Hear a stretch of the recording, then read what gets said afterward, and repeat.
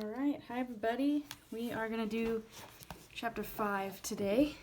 This one's called Journal of Secrets. Again, I'm going to read it all first because there's a lot of information and I don't want to spoil anything. So, we're going to read it and then I have some questions set up over here and then an activity that you can do as well. So, here we go. Chapter 5, Journal of Secrets. Did you ever notice the keyhole on the belly of the unicorn? Seth asked. He was lying on the floor beside the fanciful rocking horse, hands laced behind his head. Kendra looked up from her painting. She had asked Lena to create a paint by numbers to help her endure her incarceration. Kendra had wanted to paint the pavilions around the pond, and Lena had quickly sketched a scene with startling accuracy, as if the housekeeper had the place memorized. Seth declined to have another canvas prepped. Stuck in the attic or not, he was sick of painting. Keyhole? Weren't you looking for keyholes? Kendra got off her stool and crouched beside her brother. Sure enough, there was a tiny keyhole on the underside of the unicorn. She retrieved her keys from the nightstand drawer. The third key Grandpa Sorensen had given her did the trick. A small hatch swung open, and out fell several rose-shaped chocolates wrapped in gold foil, identical to the one that she had found in the miniature armoire. What are those? Kendra asked. What are those? Seth asked. Soap, Kendra said. Kendra reached up into the hatch and felt around inside the hollow rocking horse. She found a few more rosebud chocolates and a tiny golden key like the one from the armoire, the second key to the locked journal. They look like candy, Seth said, snatching one of the 10 chocolates. Have one. They're perfumed. You'll smell pretty. He unwrapped it. Funny color for soap. Smells a lot like chocolate. He popped the whole thing in his mouth and his eyebrows shot up. Holy cow, this is good. Well, since you found the keyhole, how about we split them 50-50? She was a little worried that he would eat all of them otherwise. Sounds fair, he said, grabbing 4 more. Kendra placed her 5 chocolates in the nightstand drawer and retrieved the locked book. As she expected, the second golden key unlocked another clasp. Where could the third one be? She slapped her forehead. The first 2 had been hidden inside the things that the other keys had opened, so the other one must be in the jewelry box. Opening the jewelry box, she rummaged through the compartments of glittering pendants, brooches, and rings, and sure enough, disguised on a charm bracelet, she found a tiny golden key matching the other 2.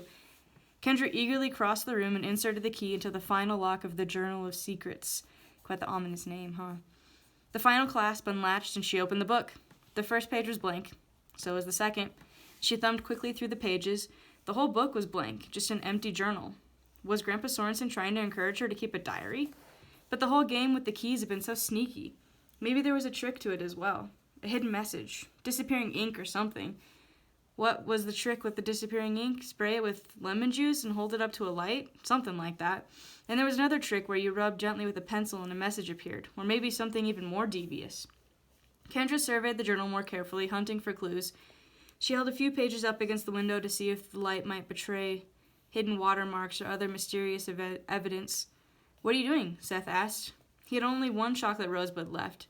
She would need to hide her chocolate someplace more secure than her nightstand drawer. She held up the final page. The light revealed nothing. Practicing for my audition at the insane asylum. I bet you'll win first prize, he teased. Unless they see your face, she retorted. Seth went over and scooped some kernels for Goldilocks. She laid another egg. He opened the cage to retrieve it and stroked her soft feathers. Kendra plopped down on the bed, leafing through the last pages. Suddenly, she stopped. There was writing on one of the final pages. Not really hidden, just tucked away in an unlikely spot. 3 words were written near the binding, toward the bottom of the otherwise empty page. Drink the milk. Folding the corner, she flipped through the remaining pages, then she skimmed the rest of the pages from the start to make sure she had missed no similar messages. There was no cryptic clues. Drink the milk. Maybe soaking a page in milk would make the words appear. She could soak it in one of the tins of milk that Dale left out. Or could that be the milk the message was talking about? A challenge to drink other unprocessed cow's milk? What purpose could that serve? To give her diarrhea? Dale had made a special point of warning her not to drink the milk. Of course, he had acted sort of peculiar about it. He could be hiding something. Drink the milk. All the hassle of finding holes for the keys that Grandpa Sorensen gave her in order to uncover extra keys that fit in a locked journal for that odd message? Was she missing something or overanalyzing? The hunt might have simply been meant to occupy her time. Do you think Mom and Dad would let us get a pet chicken? Seth asked, holding the hen. Probably right after they got us a pet buffalo. Why don't you ever hold Goldilocks? She's really good. Holding a live chicken sounds disgusting. Better than holding a dead one. I'm fine just petting her. You're missing out. Seth held the hen up to his face. You're a good chicken, aren't you, Goldilocks? The hen clucked softly. She's going to peck your eyes out, Kendra warned. No way, she's tame. Popping one of the rosebud chocolates in her mouth, Kendra replaced the Journal of Secrets in the nightstand drawer and returned to her painting. She scowled. Between the gazebos, pond, and swans, the picture required more than 30 shades of gray, white, and silver. Using the sample hues that Lena had given her, she prepared the next color. The sun was bright the next day, so now they're not locked in the attic anymore. There was no evidence that it had rained, or that it would ever rain again. Hummingbirds, butterflies, and bumblebees had returned to the yard. Lena gardened in the back beneath the huge sun hat. Kendra sat in the shade of the back porch, no longer a prisoner in the attic. She felt better able to enjoy the fine weather. She wondered if the diverse butterflies she saw in the yard were among the species Grandpa Sorensen had imported. How did you keep a butterfly from leaving her property? The milk, perhaps? She passed the time with a game she had found on the shelf in the attic, a triangular board with 15 holes and 14 pegs. The object was to jump pegs like checkers until you only had one left, which sounded simple at first. The problem was that in the process of jumping, certain pegs ended up stranded, unable to jump or be jumped. The number of pegs you left stranded on the board determined your score. Her best effort so far was 3, which the directions labeled typical. Leaving 2 was good and 1 was genius. 5 or more labeled you hopeless. While resetting the pegs for a fresh attempt, Kendra saw what she had been waiting for. Dale was walking along the perimeter of the yard with a pie tin. Setting the peg game board on a table, she hurried to intercept him. Dale looked mildly distressed at her approach. I can't let Lena see you talking to me like this, he murmured in low tones. I'm supposed to put the milk out on the sly. I thought nobody knew you put the milk out, Kendra said. Right, see, your grandfather doesn't know, but Lena does. We try to keep it our secret. I was wondering what the milk tastes like. He looked nervous. Didn't you hear me last time? You could get shingles, scabies, scurvy. Scurvy? Yeah, the milk is bacteria. This milk is a bacterial stew. That's why the insects like it so well. I have friends who have tried fresh milk from a cow. They survived. I'm sure those were healthy cows, Dale said. These cows are... Never you mind. Idea is, this ain't just about milk. Or this ain't just any milk. It's highly contaminated. I wash my hands good after even handling the stuff. So you don't think I should taste it? Not unless you're aiming for a premature burial. Would you at least take me into the barn to see the cows? See the cows? That would be breaking your grandfather's rules. I thought the point was that we might get hurt, Kendra said. I'll be fine if you're with me. Your grandfather's rules are your grandfather's rules. He has his reasons. I'm not about to go breaking them. Or bending them, either. No? Maybe if you let me see the cows, I'll keep your secret about putting out the milk. Now see, that's blackmail. I'll not stand for blackmail. I wonder what Grandpa will say when I tell him at dinner tonight. He'll likely say you ought to mind your own affairs. Now, with your leave, I have chores to do. She watched him walk away with the tin of milk. He surely had acted defensive and strange. There was definitely some mystery surrounding the milk, but all the talk about bacteria made her reluctant to try it. She needed a guinea pig, aka someone to do it for her. Seth tried a flip off the boulder into the pool, but landed on his back. He could never quite make it all the way around. He surfaced and stroked to the side to try again. Nice back flop, Kendra said, standing beside the pool. That was one for the blooper reel. Seth climbed out of the water. I'd like to see you do a better one. Where have you been? I found out a secret. What? I can't explain, but I can show you. Is it as good as the lake? Not quite. Hurry up. Putting a towel over his shoulders, Seth stepped into his sandals. Kendra led him away from the pool, through the garden to some flowering shrubs on the outskirts of the yard. Behind the plants lay a large pie tin full of milk where a crowd of hummingbirds were feeding. They drink milk? He said. Yeah, but that isn't the point. Taste it. Why? You'll see. Have you tried it? Yes. What's the big deal? I told you, try it and you'll see. Kendra watched curiously as he kneeled by the pie tin. The hummingbirds dispersed and Seth dipped a finger into the milk and put it on his tongue. Pretty good. Sweet. Sweet? He lowered his head and puckered his lips against the surface of the milk. Pulling back, he wiped his mouth. Yeah, sweet and creamy. A little warm, though. Looking beyond Kendra, his eyes bulged. Seth jumped to his feet, screaming and pointing. What the heck are those? Kendra turned. All she saw was a butterfly and a couple of hummingbirds. She looked back at Seth. He was turning in circles, eyes darting around the garden, apparently perplexed and amazed.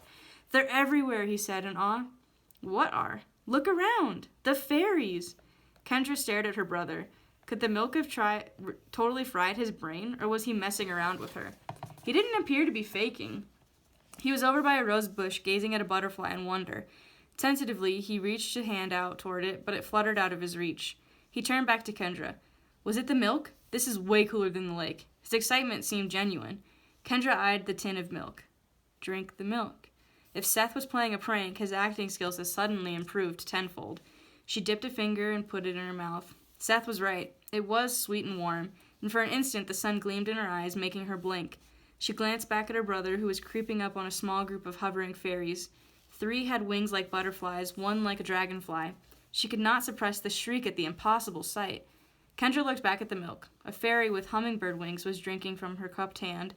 Other than the wings, the fairy looked like a slender woman, not quite 2 inches tall. She wore a glittering turquoise slip and had long, dark hair. When Kendra leaned closer, the fairy zipped away. There was no way she was really seeing this, right? There had to be an explanation. But the fairies were everywhere, near and far, shimmering in vivid colors. How could she deny what was right before her eyes? As Kendra continued to survey the garden, startled disbelief melted into wonder. Fairies of all conceivable varieties flitted about, exploring blossoms, gliding on the breeze, and acrobatically avoiding her brother. Roaming the pathways of the garden in a daze, Kendra saw that the fairy women appeared to represent all nationalities. Some looked Asian, some Indian, some African, some European. Several were less comparable to mortal women, with blue skin or emerald green hair. A few had antennae. Their wings came in all varieties, mostly patterned after butterflies, but much more elegantly shaped and radiantly colored. All the fairies gleamed brilliantly, outshining the flowers of the garden like the sun outshines the moon. Rounding the corner of the pathway, Kendra stopped short. There stood Grandpa Sorensen, wearing a flannel shirt and work boots, arms folded across his chest. "We need to talk," he said. The grandfather clock, because it's the grandpa, anyway.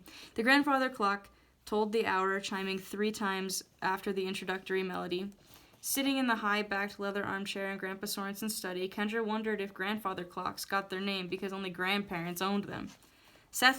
She looked over at Seth, seated in an identical chair. It looked too big for him. These were chairs for adults. Why had Grandpa Sorensen left the room? Were they in trouble? After all, he had given her the keys that ended up leading her and the guinea pig to sample the milk, guinea pig being Seth. Even so, she could not quite quit worrying that she had discovered something that was meant to stay hidden. Not only were fairies real, but Grandpa Sorensen had hundreds in his yard. "Is that a fairy skull?" Seth asked, pointing to the flat-bottomed globe with the thumb-sized skull on Grandpa's desk. "Probably," Kendra said. "Are we busted?" "We better not be. There were no rules against drinking milk." The study door slid open. Grandpa entered along with Lena, who carried 3 mugs on a tray. Lena offered Kendra a mug, then Seth and Grandpa. The mug contained hot chocolate. Lena left the room as Grandpa took a seat behind his desk. "I'm impressed at how quickly you solved my puzzle," he said, taking a sip from his mug. "You wanted us to drink the milk?" Kendra said. "Assuming that you were the right kind of people. Frankly, I didn't know you that well. I hoped the kind of person who could take the trouble to solve my little puzzle would be the kind of person who could handle the notion of a preserve of magical creatures. Fablehaven would be too much to swallow for most people." "Fablehaven?" Seth repeated. The name the founders gave this preserve centuries ago. A refuge for mystical creature, a stewardship passed down from caretaker to caretaker over the years. Kendra tried the hot chocolate. It was superb. The flavor made her think of the rosebud chocolates. "What do you have besides fairies?" Seth asked. "Many beings, great and small, which is the true reason the woods are off limits. There are creatures out there much more perilous than venomous snakes or wild apes.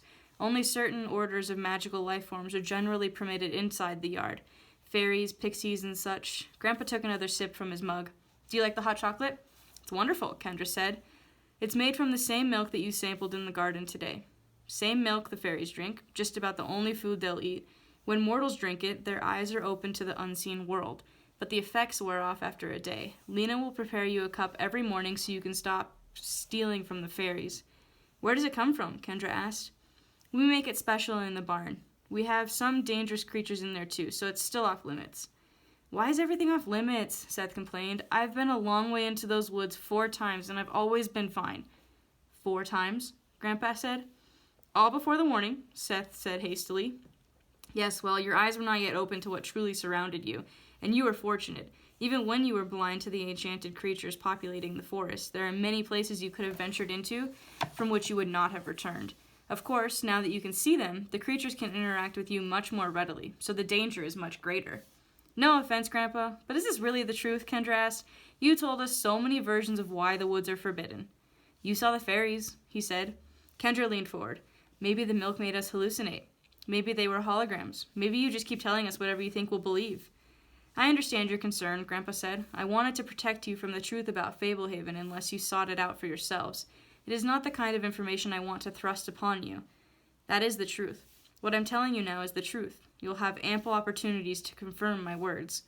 So the animals we saw at the pond were actually other creatures, like how the butterflies were fairies, Kendra clarified. Most assuredly. The pond can be a hazardous place.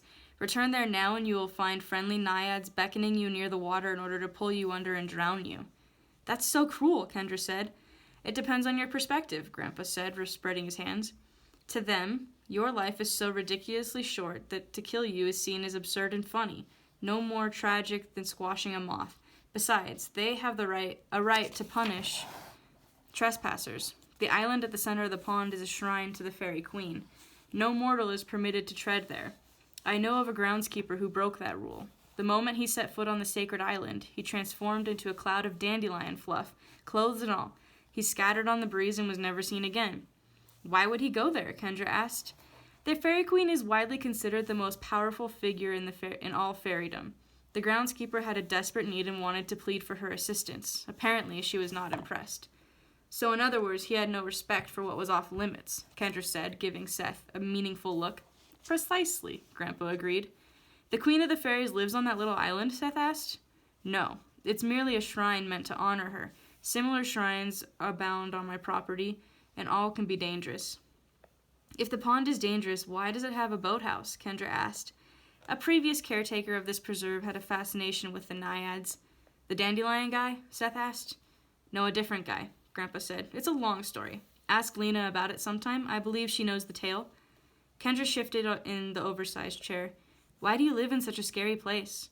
Grandpa folded his arms on his desk. It's only frightening if you go where you don't belong. This entire sanctuary is consecrated ground, governed by laws that cannot be broken by the creatures who dwell here. Only on this hallowed soil could mortals interact with these beings with any measure of safety. As long as mortals remain within their boundaries, they are protected by the founding covenants of this preserve. Covenants? Seth asked. Agreements. Specifically, a treaty ratified by all the orders of whimsical life forms who dwell here that affords a measure of security for mortal caretakers. In a world where mortal man has become the dominant force, most creatures of enchantment have fled to refuges like this one. What are the covenants? Kendra asked. The specific details are complex, with many limitations and expectations. Speaking broadly, they are all based on the law of the harvest, the law of retribution. If you do not bother the creatures, they will not bother you. That's a big deal. If you do not bother the creatures, they will not bother you. This is what affords you so much protection when you are unable to see them. You can't interact with them, so they generally behave likewise. But now we can see them, Seth said, which is why you must use caution. The fundamental premises of the law are mischief for mischief, magic for magic, and violence for violence. They will not initiate trouble unless you break the rules. You have to open the door. If you harass them, you open the door for them to harass you. Hurt them, and they can hurt you. Use magic on them, and they will use magic on you. Use magic, Seth said eagerly. Mortals were never meant to use magic, Grandpa said. We are non-magical beings, but I have learned a few practical principles that help me manage things. Nothing you would find very remarkable. Can you turn Kendra into a toad? No, but there are beings out there who could, and I would not be able to change her back, which is why I need to finish this thought. Breaking the rules can include trespassing where you are not allowed. There are geographic boundaries set where certain creatures are allowed and certain creatures, including mortals, are not permitted. The boundaries function as a way to contain the darker creatures without causing an uproar. If you go where you do not belong, you could open the door to vicious retribution from powerful enemies. So only good creatures can enter the yard, Kendra said. Grandpa became very serious. None of these creatures are good. Not the way we think of good. None are safe. Much of mortality is peculiar to mortality. Much of morality is peculiar to mortality. The best creatures here are merely not evil. So the fairies aren't safe? Seth asked. They aren't out to harm anyone, or I wouldn't allow them in the yard. I suppose they are capable of good deeds, but they would not normally do them for what we would consider the right reasons. Take brownies, for instance. Brownies don't fix things to help people. They fix things because they enjoy fixing things. Brownie is not like the dessert. Brownie is a mystical creature in this book. I mean, there's actual brownies like the dessert, but brownies are a small little creature in this book. Do the fairies talk? Kendra asked. Not much to humans. They have a language all their own, although they rarely speak to each other except to trade insults. Most never condescend to use human speech. They consider everything beneath them. Fairies are vain, selfish creatures. You may have noticed I drained all the fountains in the bird baths outside. When they are full, the fairies assemble to stare at their reflections all day. Is Kendra a fairy? Seth asked. Grandpa bit his lip and stared at the floor, obviously trying to choke back a laugh. We had a mirror outside once and they flocked around it, Kendra said, studiously ignoring both the comment and the reaction. I wondered what the heck was going on. Grandpa regained his composure. Exactly the sort of display that I was trying to avoid by draining the bird baths. Fairies are remarkably conceited. Outside of a sanctuary like this one, they won't even let a mortal glimpse them. Since they consider themselves, looking at themselves, the ultimate delight, they deny the pleasure to others. Most of the nymphs have the same mentality. Why don't they care here? Kendra asked. They still care, but they can't hide when you drink their milk, so they have reluctantly grown accustomed to mortals seeing them. I have to laugh sometimes. The fairies pretend not to care what mortals think about them. But try giving one a compliment and she'll blush, and the others will crowd around for their turn. You'd think that they would be embarrassed. I think they're pretty, Seth said. Well, they're gorgeous, Grandpa agreed, and they can be useful. They handle most of my gardening. But good? Safe? Not so much. Kendra swallowed the last of her hot chocolate. So, if we don't go into the woods or the barn and don't bother the fairies, we'll be fine? Yes. This house and the yard around it is the most protected location in Fablehaven. Only the gentlest creatures are allowed here. Of course, there are a few nights a year when all the creatures run amok, and one of those is coming up. But I'll tell you more about it when the time comes. Seth scooted forward on his chair. I want to hear about the evil creature. What's out there? For the sake of your ability to sleep at night, I'm going to keep that to myself.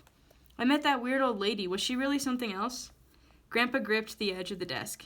That encounter is a frightening example of why the woods are forbidden.